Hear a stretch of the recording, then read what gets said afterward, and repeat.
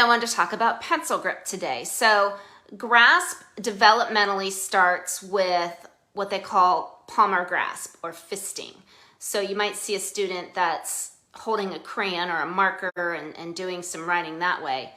It eventually moves to a digital grasp, and that is something that is used with the fingertips. So if you can see here, when you have a small, these are little flip stamps.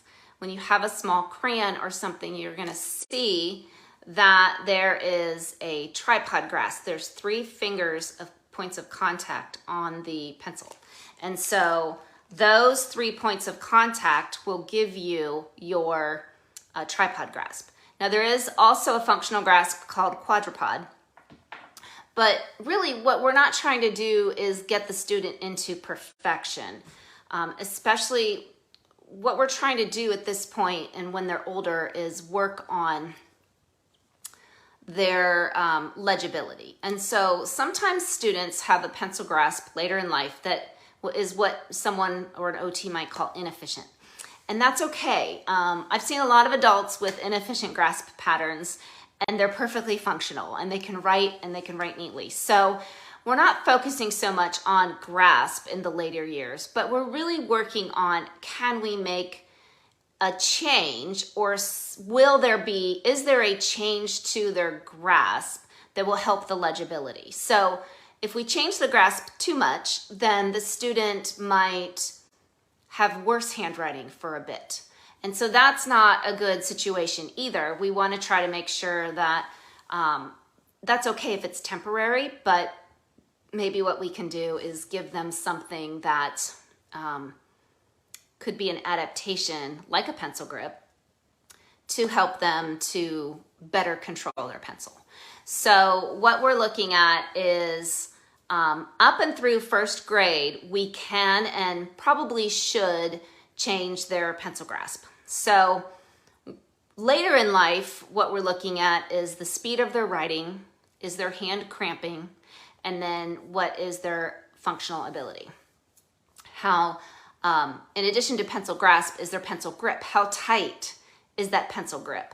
Are they squeezing? Are they cramping up their hand? So we want to look at trying to help that student to loosen the grip, but still have good pencil pressure.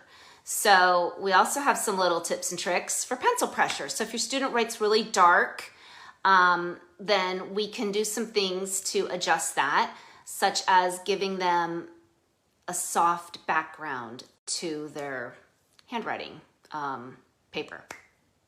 So if you've ever tried to write like on a tablecloth, you know it's a little bit more difficult to control what's going on that paper.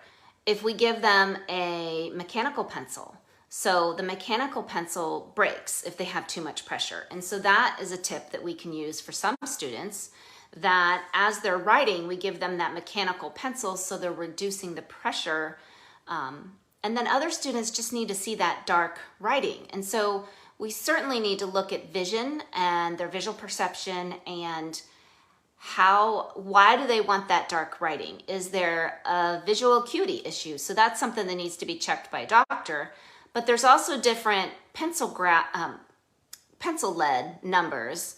And I believe it's like a number 9 that is one of the darker types of pencil leads. And so, you know, we always talk about the number 2 pencil, but there's other numbers on your pencils and pencil lead. And so if we can get a darker pencil lead, then the student may not have to press as hard. So that's something as well.